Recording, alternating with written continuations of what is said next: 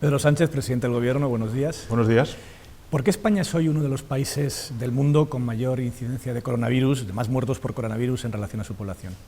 Bueno, la situación es verdad que va cambiando, que hay que contextualizar también la pandemia. Fuimos efectivamente uno de los primeros países golpeados de manera muy dura, muy contundente. Creo que la sociedad española y el conjunto de instituciones plantamos cara también de manera firme al COVID-19 y creo que la razón está en que España, que es un país que tiene una de las principales fortalezas en el sector turístico, un turismo además que es un turismo muy vinculado en determinadas urbes como es Madrid o Barcelona al turismo de negocios, pues evidentemente somos un hub internacional, recibimos 83 millones de turistas al año y esa fortaleza, que ojalá recuperemos pronto, se convirtió en una de nuestras principales vulnerabilidades. ¿Cree que estas cifras españolas son consecuencia del retraso del Gobierno en tomar medidas, como le critica la oposición? Se habla mucho de eso, y ese debate además no es solamente un debate en España, sino es un debate en todos los gobiernos del mundo. Creo que con los datos de hoy es evidente que todos los gobiernos, no solamente del mundo, Europa, sino también los gobiernos autonómicos, pues evidentemente tendríamos que haber actuado antes.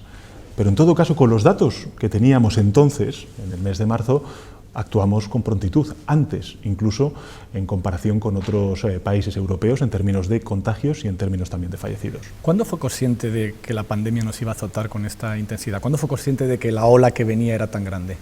Bueno, muy probablemente pensándolo, ahora que me pregunta usted, pues efectivamente el día que decidí y que anuncié la aprobación del estado de alarma, un instrumento que se ha demostrado eficaz, ¿no? Yo creo que ahora mismo, además, que estamos viendo cuál es la respuesta que están dando las comunidades autónomas, que nosotros también hemos dado, es evidente que hay, uno, para la respuesta del COVID, lo que es la capacidad de testeo, trazabilidad y aislamiento.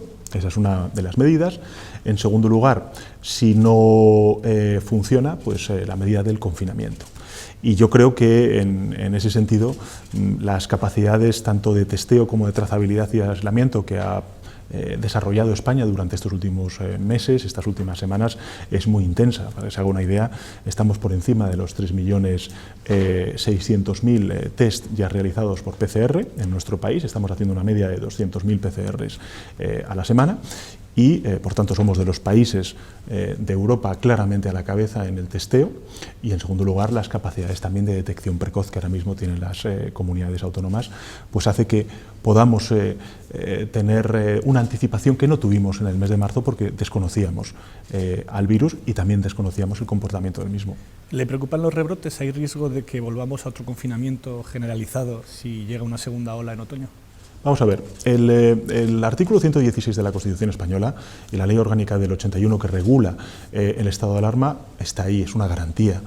Pero creo que, insisto, si vemos cuáles son las respuestas que se tienen que dar para, controlar el COVID-19, que es la capacidad de testeo, trazabilidad y aislamiento, y el confinamiento, en este caso, de comarcas o de edificios donde pues, se registra un rebrote que está en manos de las comunidades autónomas, yo creo que está siendo lo suficientemente ágil y anticipatorio como para,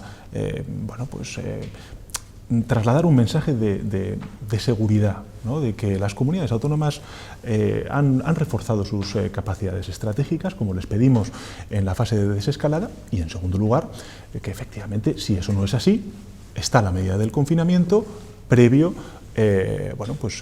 decisión positiva del juez.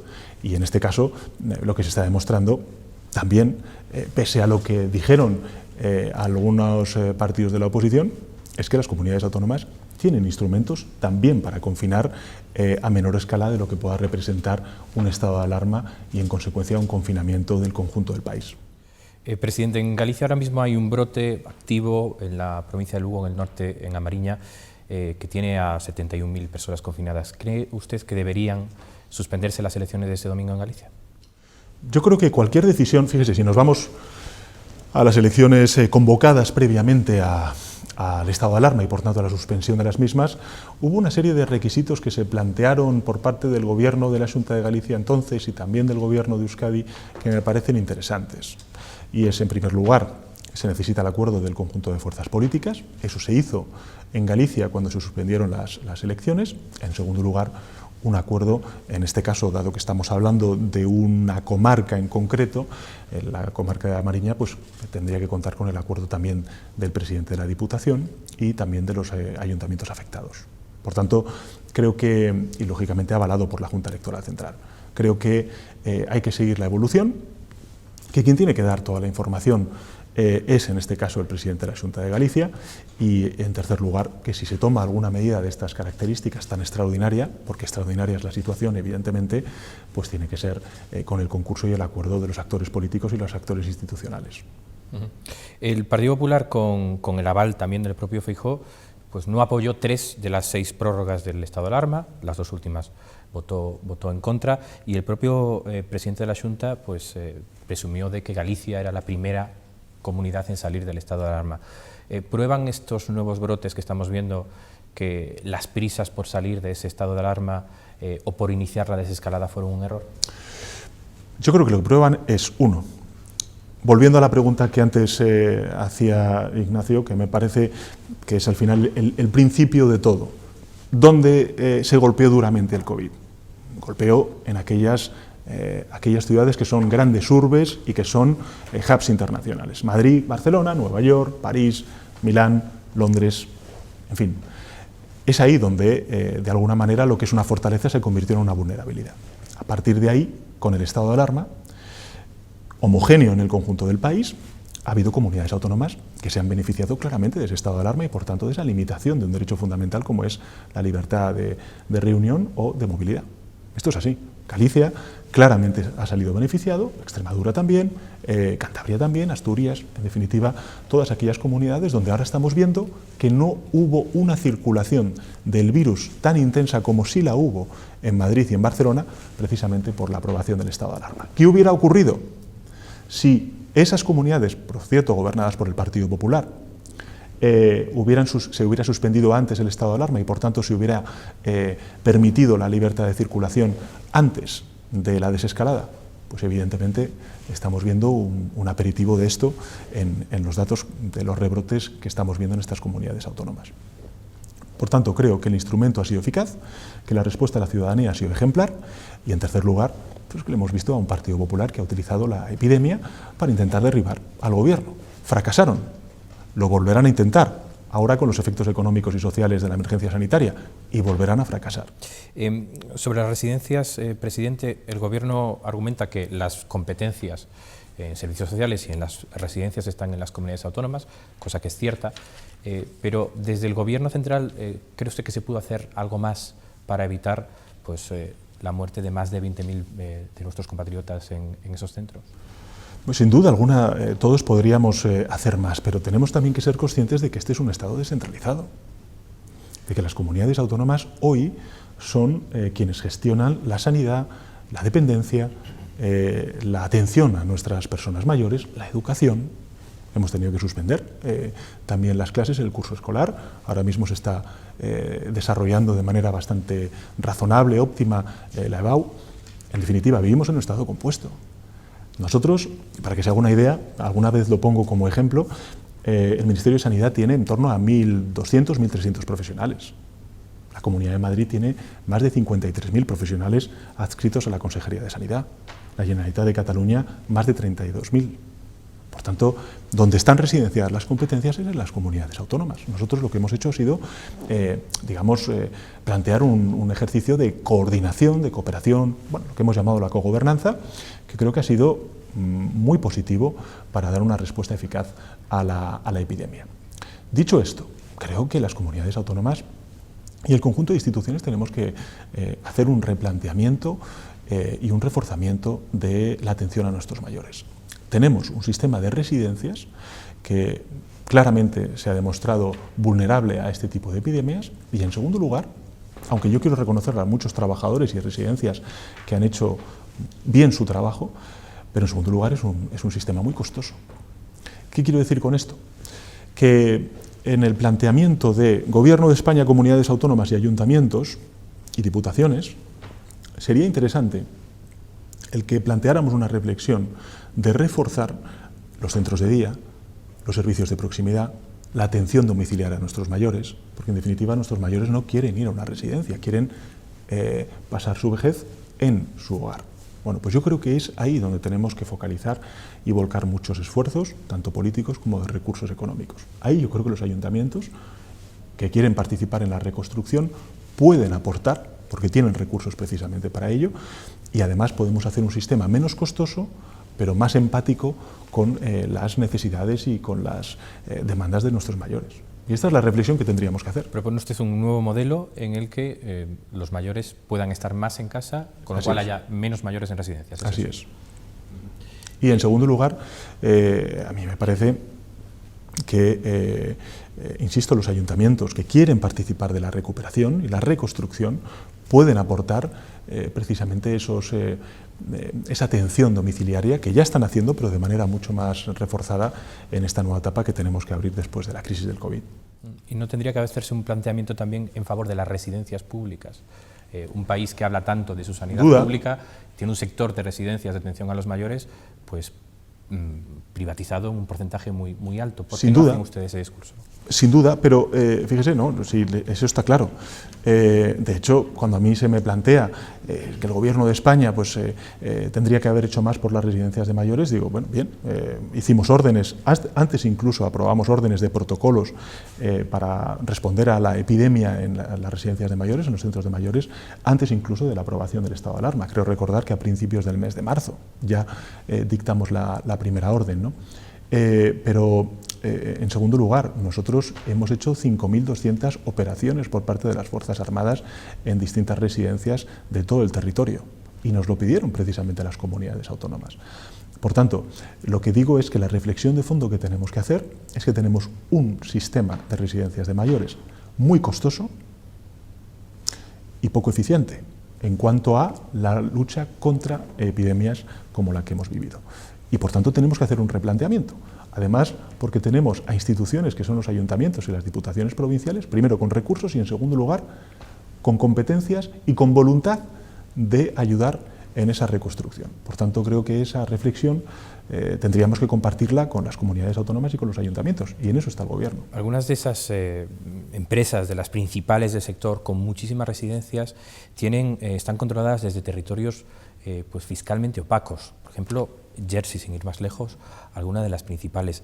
¿Se compromete usted o le parecería adecuado impulsar una reforma legal para que quien contrata al menos con la administración pública y se lleve dinero público se sepa quiénes son realmente sus accionistas? Pues sin duda alguna, lo estamos haciendo también con los expedientes de regulación temporal de empleo, lo estamos haciendo también con las líneas ICO. En definitiva, la responsabilidad fiscal es uno de los, categorías que utilizamos en nuestra acción de política económica, ¿no? Pero fíjese, también ha habido grandes corporaciones que una vez después del pinchazo de la burbuja inmobiliaria de la anterior crisis han volcado muchos de sus recursos en entrar en políticas sociales, sea por ejemplo las residencias de mayores, sean por ejemplo la política educativa, las guarderías. Bueno, yo creo que ahí hay un espacio para la economía social, para el cooperativismo, muy fuerte, por cierto, en España, que sin duda alguna tendría que ser potenciado a través también de la contratación pública. Cuando digo la contratación pública no estoy hablando solamente de la del Estado, sino de dónde están residenciadas las competencias, que son las comunidades autónomas y los ayuntamientos.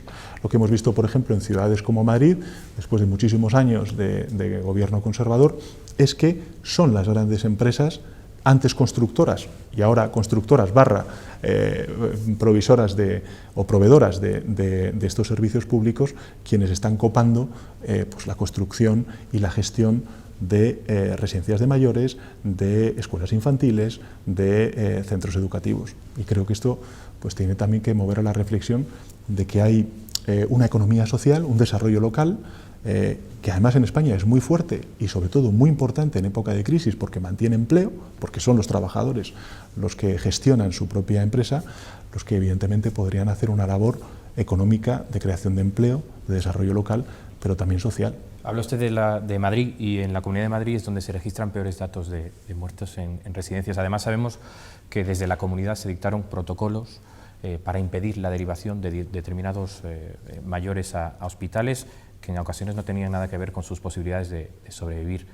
Yo querría saber si el Gobierno de la Comunidad de Madrid dio en algún momento la voz de alarma, les pidió ayuda al gobierno central y qué le parece la existencia de este tipo de protocolo. La máxima que yo he seguido y que ha seguido el Gobierno de España en relación con las comunidades autónomas es no polemizar. Es apelar a la unidad porque es lo que quiere la ciudadanía española, ver a sus instituciones trabajar hombro con hombro. Creo que la asunción de responsabilidades y la rendición de cuentas tiene que plantearse por parte del Gobierno de la Comunidad Autónoma en el Parlamento, en este caso, de la Asamblea de Madrid. Y es ahí donde evidentemente los grupos parlamentarios tendrán que hacer un balance de la gestión de la Comunidad de Madrid. De mí no se va a escuchar ningún reproche de ninguna de las comunidades autónomas, aunque evidentemente tenga mi opinión. Pero en todo caso, tiene que ser la oposición, en este caso de la Comunidad de Madrid, y también el Gobierno quien rinda cuentas en la Asamblea de Madrid. A partir de ahí, lo que sí que le diré es que el Gobierno de España, a todas las comunidades autónomas que nos han pedido ayuda, colaboración y asistencia para reforzar todos los sistemas, no solamente el hospitalario, no solamente el sanitario, sino también el residencial, lo hemos hecho. Lo hicimos desde el principio de la crisis. Aquí se olvida, pero nosotros al principio de la crisis de la pandemia habilitamos en torno a 600 millones de euros, 300 a los ayuntamientos y otros 300 a las comunidades autónomas para reforzar los servicios sociales, sobre todo muy vinculados a nuestros mayores, 1.000 millones de euros que dimos al Ministerio de Sanidad precisamente para complementar las compras que estaban haciendo las comunidades autónomas en mercados extranjeros, sobre todo China, de provisión de material para los profesionales sanitarios, y posteriormente hemos aprobado un fondo no reembolsable de 16.000 millones de euros, de los cuales 9.000 millones de euros van a la sanidad y 2.000 millones de euros a la educación pública. Es decir, nosotros nos hemos volcado en la colaboración y la cooperación y la coordinación con las comunidades autónomas. Cuestión distinta es que efectivamente la reflexión que me gustaría hacer sobre esta cuestión que usted plantea es que al final no deja de ser curioso que el Partido Popular utilice la cifra de fallecidos para criticar la gestión del Gobierno, cuando esa cifra de fallecidos, quien la registra y nos la traslada son las comunidades autónomas y principalmente la Comunidad de Madrid, que es uno de los centros, desgraciadamente, de la epidemia. Y por tanto, a mí me gustaría hacer la reflexión al Partido Popular de que sacara los muertos de la contienda política. Decía que ha atendido a todas las autonomías que pidieron ayuda. ¿Madrid pidió ayuda? Madrid, fíjese si pidió ayuda, por ejemplo, con la construcción de este hospital en IFEMA, donde evidentemente las Fuerzas Armadas participaron en su construcción, ¿no? ¿Ha fallado el modelo autonómico en la gestión de esta crisis? Me refiero a un ejemplo concreto. Muchos hospitales españoles en las zonas más afectadas, Madrid, Cataluña, las dos Castillas, colapsaron en los peores momentos de la pandemia. Sin embargo, apenas hubo derivaciones de pacientes o de médicos de las autonomías con menos incidencia del coronavirus a las autonomías más castigadas. ¿Ha habido un problema de gestión de recursos por el modelo autonómico? Yo creo que el Sistema Nacional de Salud ha funcionado. Y yo creo que además me gustaría rendir un homenaje a los profesionales sanitarios que en circunstancias extraordinariamente difíciles han estado en primera línea salvando vidas e incluso poniendo en riesgo su vida. Nos estábamos enfrentando a algo inédito, a un virus desconocido para la ciencia, también para los médicos que desconocían el remedio terapéutico. Evidentemente tuvieron que derivar, o mejor dicho, postergar muchos enfermos con otras patologías para hacer frente al COVID-19. Dicho esto, ¿qué reflexión creo que hay que hacer? Bueno, hay dos elementos que creo que durante estos últimos años las comunidades autónomas han focalizado más sus recursos y sus esfuerzos en la asistencia hospitalaria, en la construcción de hospitales, en detrimento, en un contexto de restricción presupuestaria como el que hemos visto, de la atención primaria y de la salud pública. Evidentemente la salud pública y la atención primaria ahora mismo son fundamentales. Lo eran entonces, pero ahora lo son mucho más. Y creo que ese mayor equilibrio entre la asistencia hospitalaria y la atención primaria es una de las principales lecciones que tenemos que sacar. No solamente que tenemos que salir de esta crisis con un estado del bienestar más fuerte y con un sistema de salud pública mucho más fuerte, sino que en los recursos que destinan las comunidades autónomas en sus presupuestos al Sistema Nacional de Salud, no solamente se tiene que centrar en la atención hospitalaria, sino también en la atención... ¿Tiene que fijar el Gobierno central unos mínimos de inversión sanitaria, por ejemplo, para las comunidades autónomas? Hombre, cuando hablamos del sistema de financiación autonómica, creo que lo que sería interesante, cuando por ejemplo hablamos de que la educación pública represente el 5% del Producto Interior Bruto, más que hablar de cuántos recursos me das a mi comunidad autónoma vía Estado, porque me compete, que es lo que me toca, digamos, en términos así coloquiales, lo interesante sería saber primero qué estado del bienestar queremos. ¿Queremos un estado del bienestar donde el 5% del PIB represente la educación pública? ¿Donde el 8 o el 9% represente la sanidad pública? ¿Donde la dependencia represente X? ¿Donde las políticas de servicios sociales representen otro porcentaje? Si construimos y planteamos el sistema de financiación autonómica en esos términos, creo que a partir de ahí podremos hablar del sistema fiscal y posteriormente de la distribución de esos ingresos públicos a las comunidades autónomas.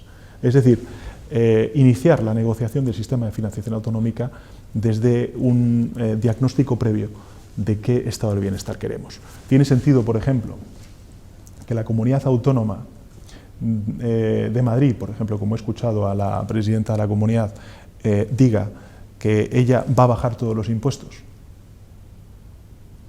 Tiene sentido en un momento de crisis y en un momento precisamente donde una de las principales lecciones que tenemos que sacar en comunidades autónomas como la de Madrid es que tenemos que reforzar el Sistema Nacional de Salud y las capacidades y los recursos de nuestros profesionales sanitarios.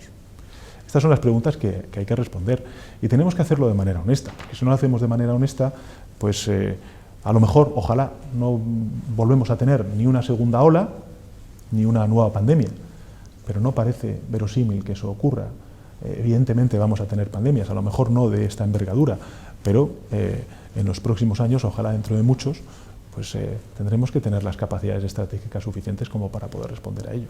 Antes decía que el Ministerio de Sanidad cuenta solo con unos 1000 funcionarios, es la cifra más baja de la historia de ese ministerio. ¿Estaba preparado en recursos, en medios, para asumir las funciones del mando único con una estructura tan pequeña? ¿Hace falta repensar las dimensiones de algunos ministerios como el de Sanidad o el de Educación para prevenir que ante la siguiente crisis se tengan desde el Estado central, desde el Gobierno central, los recursos suficientes como para abordar estos problemas?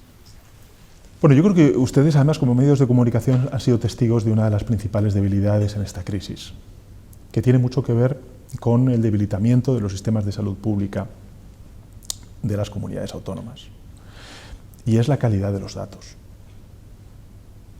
Los datos son fundamentales en una crisis, y en una crisis epidemiológica mucho más.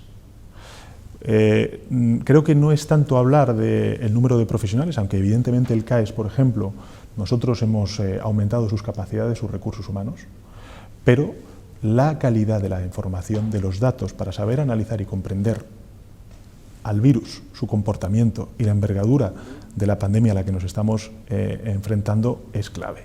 Nosotros, digamos a machamartillo, si me permite esta expresión, en estos meses de pandemia y de estado de alarma hemos construido un sistema informático y de datos que nos permite ahora mismo tener un conocimiento mucho más real, mucho más preciso, mucho más actual de cuál es la evolución de la epidemia en todos y cada uno de los territorios. Eso al principio de la crisis no lo teníamos. No lo teníamos porque, primero, los datos llegaban pues como podían llegar por parte de las comunidades autónomas y de sus direcciones generales de salud pública. Pero es evidente que necesitamos saber cuál es la fecha de inicio de síntomas, cuál es la fecha de diagnóstico, qué tiempo ha pasado desde que tú inicias los síntomas a que vas al hospital o al centro de atención primaria, al centro de salud, cuándo te hacen la PCR. Todo este tipo de datos hoy los tenemos. Y por eso creo que es importante trasladar ese mensaje de no bajar la guardia, pero de una relativa tranquilidad respecto a lo que teníamos anteriormente, porque hoy el sistema está mucho más preparado, conoce mejor al virus y está mucho más preparado en capacidades estratégicas como para poder responder de manera mucho más anticipada. Y pese a todo, esta semana hemos conocido un informe del Ministerio de Sanidad en elaboración, se nos dijo después, Sí. donde pues se denunciaba que había comunidades autónomas que no estaban suministrando, directamente que no estaban suministrando datos al gobierno, a pesar de que hay una orden para ello. ¿Cómo es esto posible? ¿Están cooperando las comunidades autónomas? Cooperando. ¿O cuáles son las que no están suministrando datos al gobierno? ¿Cómo Están cooperando todas. Y yo quiero rendir además un reconocimiento a esa cooperación que estamos teniendo todas las comunidades autónomas y el Gobierno de España. Al fin y al cabo, oye, el objetivo de todas instituciones es salvar vidas y garantizar la salud pública, ¿no? Insisto, creo que hay que empatizar. Nos estamos enfrentando a un virus desconocido. Hay, lógicamente, dificultades para contabilizar determinada casuística. Y lo que hace el Gobierno de España es trasladar toda la información desde el punto de vista de la absoluta transparencia. Fíjese, yo en esta crisis creo que ha habido como 4 elementos que me parecería muy importante subrayar en cuanto a lo que son las categorías de la gestión que hemos hecho desde el Gobierno de España. Primero tiene que ver con la ciencia. Frente a otros gobiernos de otras partes del mundo que están instalados en la superchería, nosotros todas las decisiones las hemos tomado en base a la ciencia, con las limitaciones que ha tenido la ciencia respecto, insisto, a un virus absolutamente desconocido. En segundo lugar, unidad. De nosotros no ha salido ningún reproche a ninguna otra institución porque ha primado y ha anticipado precisamente el arrimar el hombro y dejar a un lado la discrepancia política que pudiéramos tener. Tercer lugar, transparencia. Nosotros hemos dado todos los datos. Hemos dado los datos en función de los criterios que nos marcaba la Organización Mundial de la Salud. Hemos dado los datos en función de las estimaciones que ha hecho el Instituto Nacional de Estadística o también el Instituto Carlos III. Y en cuarto lugar, la cohesión, es decir, no dejar a nadie atrás. Es evidente que esta crisis, la crisis del COVID, tiene una triple dimensión. Tiene la dimensión sanitaria, pero tiene también una emergencia económica y social derivada de que efectivamente hemos tenido que confinar a la ciudadanía. Y eso ha hecho que haya un parón muy brusco de la actividad económica y que tengamos que empezar primero a resistir, que es lo que hemos hecho durante estos meses, a reactivar la economía, que es en lo que estamos ahora, y posteriormente a recuperar la actividad económica con mucha mayor intensidad. Y ahí hemos desplegado una red de protección social inédita en la historia democrática de nuestro país, cuyo principal paradigma pues son en el ámbito laboral los expedientes de regulación temporal de empleo, en el ámbito de la garantía de la liquidez la movilización de 100.000 millones de euros, que se dice pronto, pero son 100.000 millones de euros para salvar sobre todo pequeñas y medianas empresas, porque el 98% de esas líneas están volcadas y se están beneficiando pequeñas y medianas empresas y autónomos, y en tercer lugar el ingreso mínimo vital. ¿Por qué no ha sido posible el entendimiento con el Partido Popular? ¿Es por la cercanía de las elecciones en el País Vasco y en Galicia? ¿Es porque el jefe de la oposición y el presidente del gobierno no han hablado regularmente, como acusa el Partido Popular?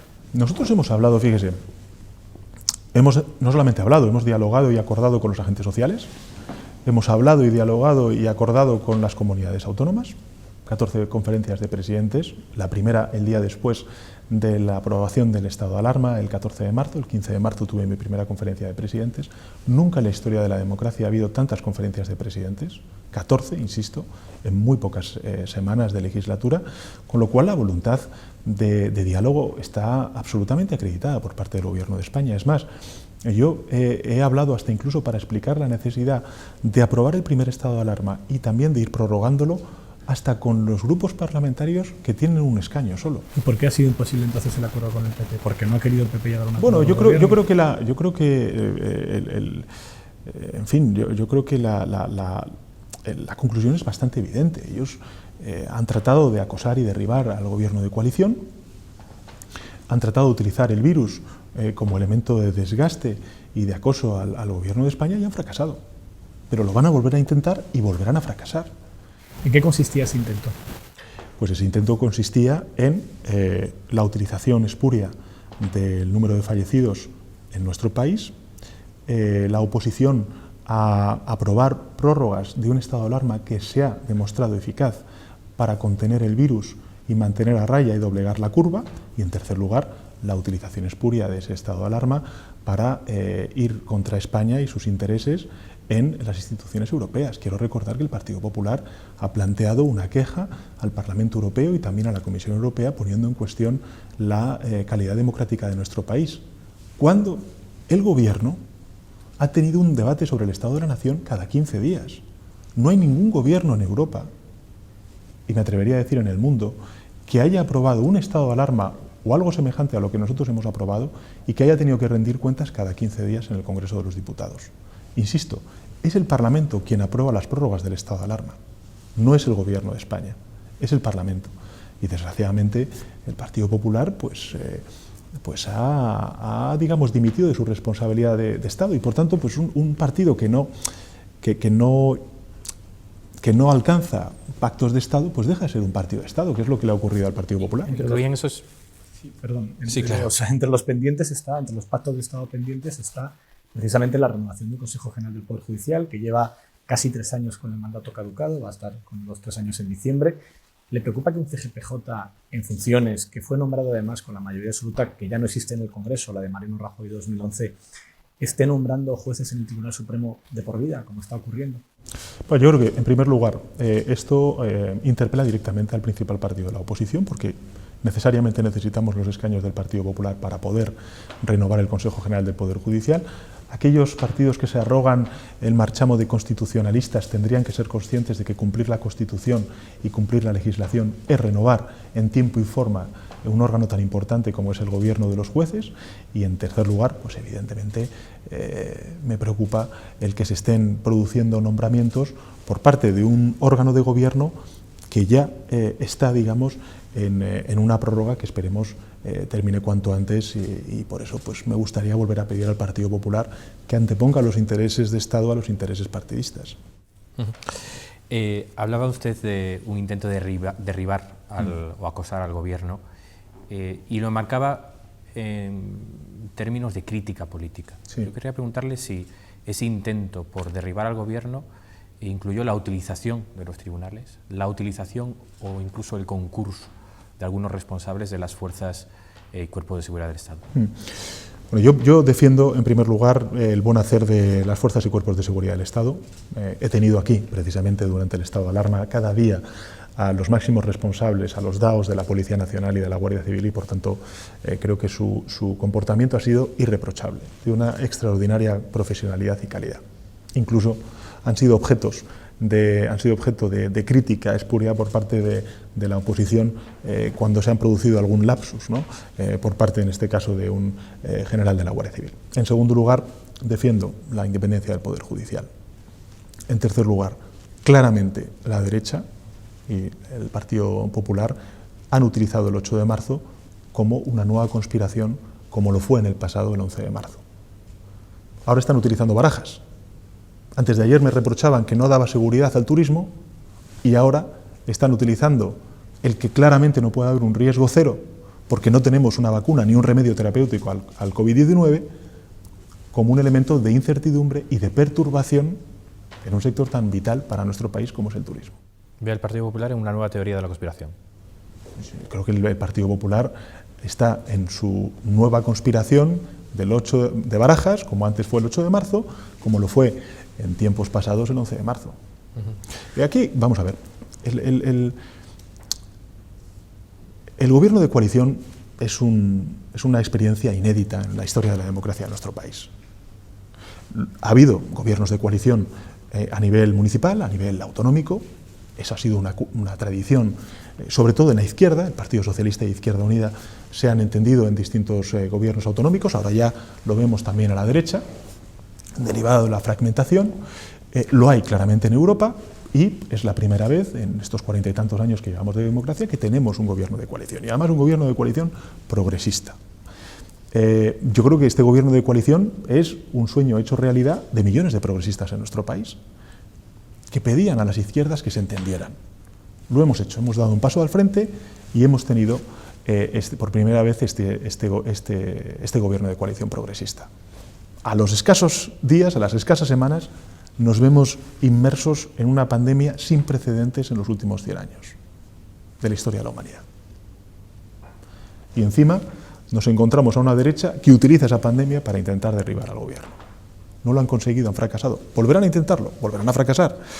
Pero la lección que hay que sacar es que el gobierno de coalición ha salido más soldado, si cabe, de lo que ya estaba antes de la pandemia, que eran importante. Y en segundo lugar, creo que, en fin, yo tengo que manifestarle mi orgullo y mi agradecimiento por la respuesta que han dado todos y cada uno de los ministros y ministras. ¿Cree que hay una operación o una estrategia para derribar en concreto al vicepresidente Pablo Iglesias? Él se queja de que élites económicas, élites mediáticas, cloacas del Estado no soportan que Unidas Podemos estén en el poder y están haciendo todo lo posible por derribarlo. ¿Lo comparte? Bueno, yo tampoco puedo hablar por el vicepresidente Iglesias, ¿no? Y por el líder de Unidas Podemos, Iglesias. Es evidente que este es un gobierno de coalición que defiende una serie de intereses y que esos intereses, pues a determinada élite, pues le pueden incomodar. Pero este es un gobierno legítimo, no solamente como consecuencia de que las urnas lo han avalado, sino que también una mayoría parlamentaria, porque vivimos en una democracia parlamentaria, lo ha refrendado.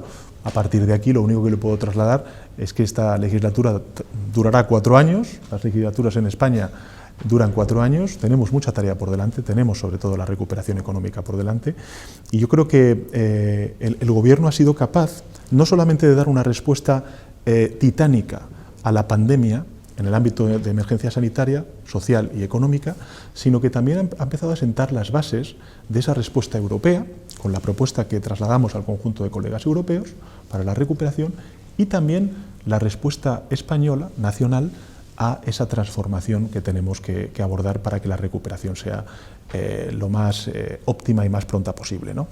Ahí está la transición ecológica. Hemos aprobado el anteproyecto de ley de cambio climático, la nueva estrategia circular, el Plan Nacional Integrado de Energía y Clima. Vamos a presentar en breve bueno, pues lo que es la agenda digital.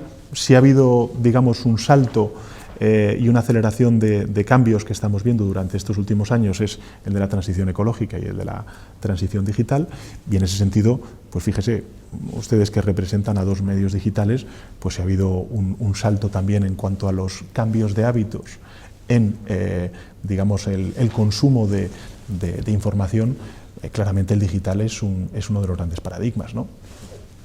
Y fíjese, con toda la cantidad de fake news, de bulos, que esta pandemia ha puesto aún más en evidencia, es tan importante que en los medios digitales se pueda garantizar la pluralidad y una información cierta, fidedigna, avalada por medios de comunicación, que hasta incluso, creo que es importante también reivindicarlo, tengan sus ingresos como consecuencia de la contribución directa de los lectores, me parece más necesario que nunca.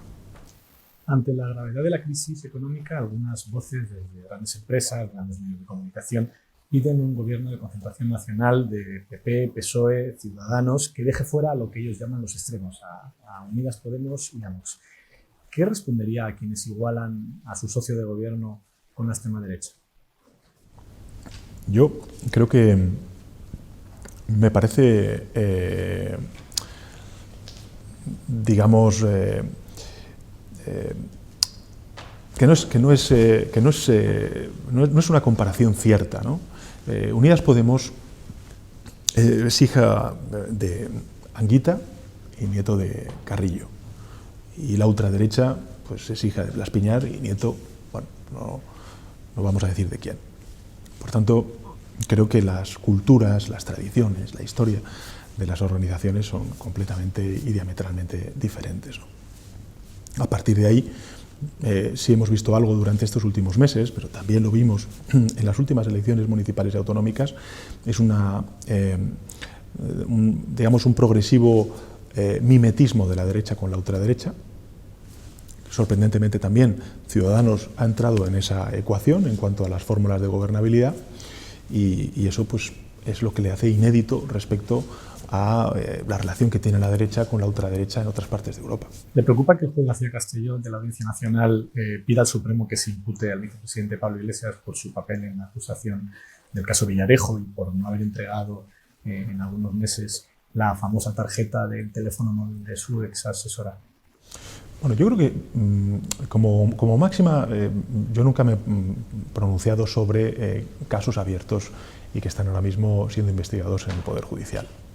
Yo lo que sí que le puedo garantizar es que la coalición está soldada, que tengo, en fin, la máxima confianza en todos y cada uno de los miembros del Gobierno y, sin duda alguna, también en el vicepresidente Iglesias. ¿Qué ocurriría si es imputado por el Tribunal Supremo? ¿Puede seguir siendo vicepresidente del Gobierno si es imputado?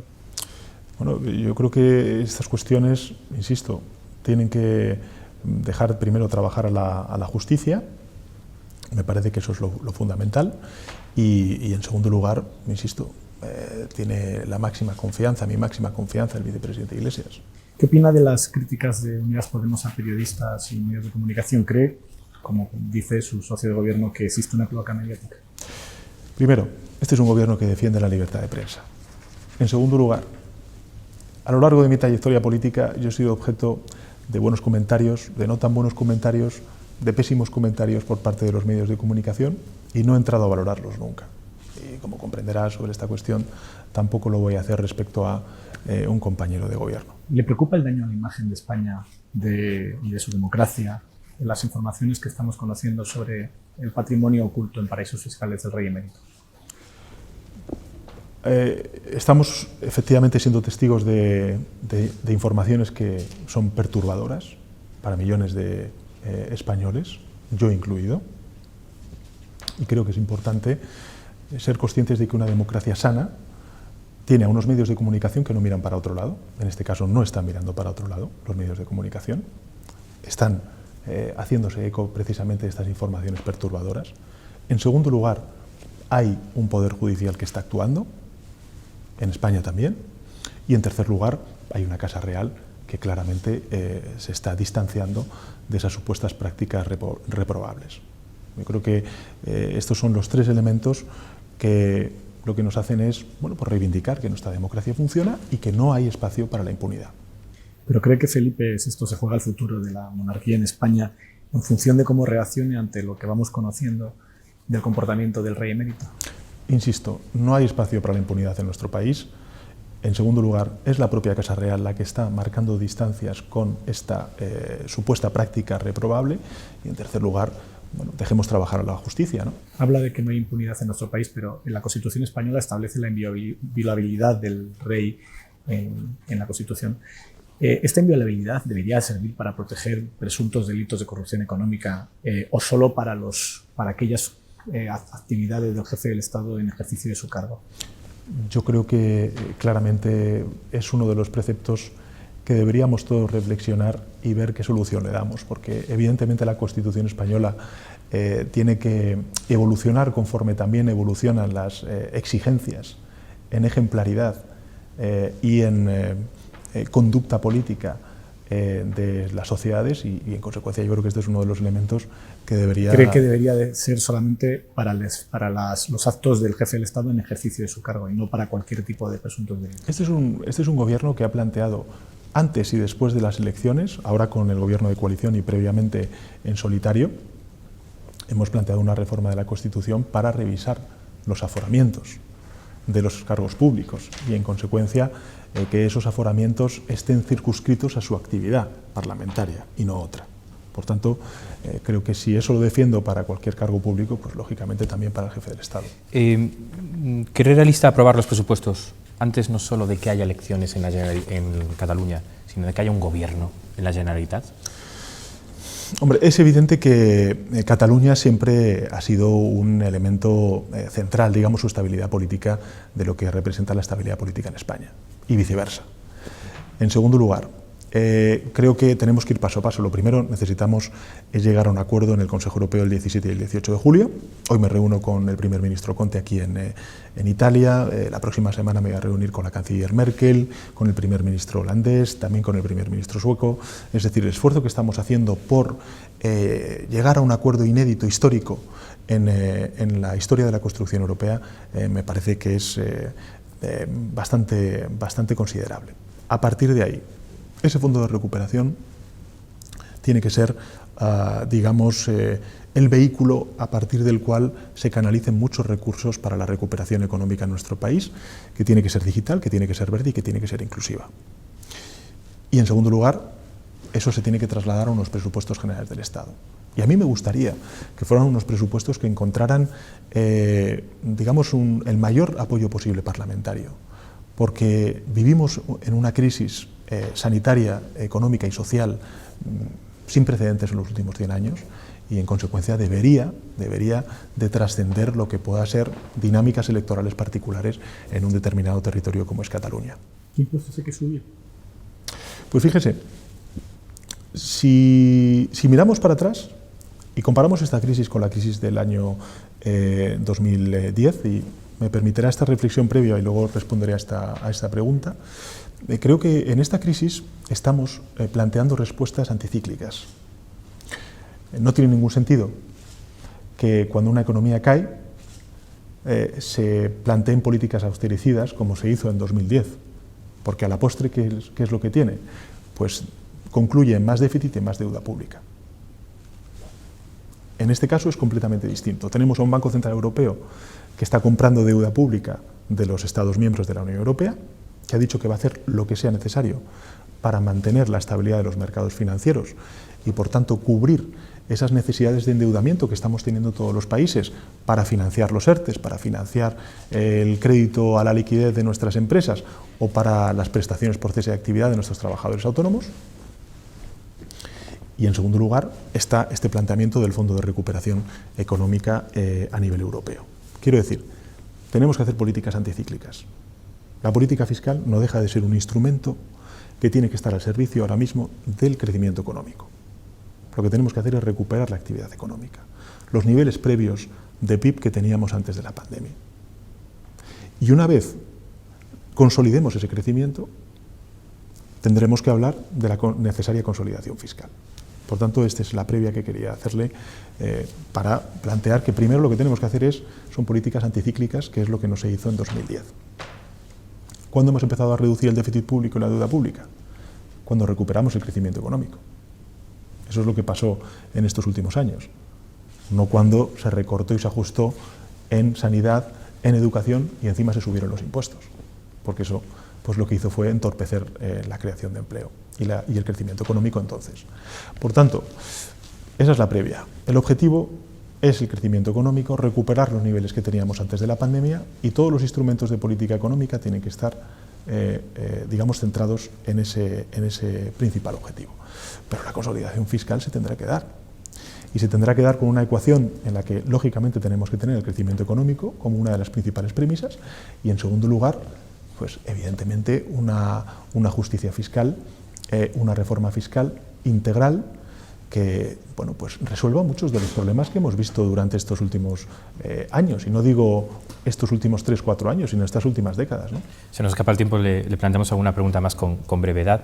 ¿Derogará usted la reforma laboral a la vuelta del verano? Estamos primando el diálogo social. ¿Y si no hay consenso con los agentes sociales? Tiene que haberlo. Por ejemplo, una de las principales reformas estructurales que estamos incorporando son los ERTEs. Y uno de los principales acuerdos a los que llegamos con las empresas y con los sindicatos el otro día aquí en el Palacio de la Moncloa, en los Jardines, fue el encontrar una solución que sea estructural y que en consecuencia sea alternativa al despido que tradicionalmente se ha caracterizado la respuesta en el mercado de trabajo cuando ha habido crisis. De hecho, ahora mismo tenemos un 60% ya de los trabajadores y trabajadoras que estuvieron en ERTEs, que están activados y que se han reincorporado a su puesto de trabajo. Es decir, que esta ha sido una buena solución, está siendo una buena solución para la preservación del empleo en nuestro país. En segundo lugar, es evidente que la reforma laboral que impuso el Partido Popular ha abierto heridas, ha roto equilibrios que tenemos que volver a recuperar y que tenemos que subsanar. Si uno habla con una de las partes implicadas en el diálogo social, es decir, la representación de los trabajadores, de los sindicatos, claramente dicen que esta reforma laboral rompió ese equilibrio entre la negociación del empresario y el sindicato y los sindicatos. Eso es lo que tenemos que volver a recuperar. Pero para derogarla o aplicar un nuevo marco de las relaciones laborales es imprescindible el consenso de los agentes sociales, incluida la patronal. Tiene que haber consenso entre los agentes sociales. ¿Tiene ya los 10 votos necesarios para elegir a Nadia Calviño presidenta del Eurogrupo? Bueno, soy razonablemente optimista. Creo que En fin, tenemos que trabajar en estas próximas 48 horas, pero creo que tanto su perfil de cualificación, el apoyo que está recabando no solamente de gobiernos progresistas, sino también de gobiernos conservadores en Europa, y también la cuestión de género, pues a mí me parece que sería muy importante no solamente para España, sino también para Europa el que una mujer sea por primera vez la presidenta del Eurogrupo, como por primera vez tenemos una presidenta del Banco Central Europeo, o como por primera vez tenemos una presidenta de la Comisión Europea, como es la alemana Van der Leyen. Una última cosa. Sabemos que personalmente en su familia el COVID ha afectado. Sí.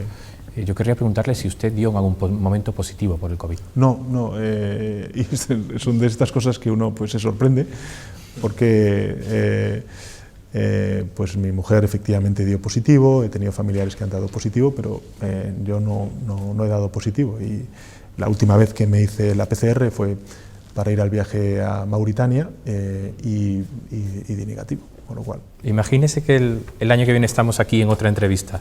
¿Cómo se imagina la España dentro de un año? ¿De qué cree que estaremos hablando que centrará la entrevista? Sin duda alguna la recuperación.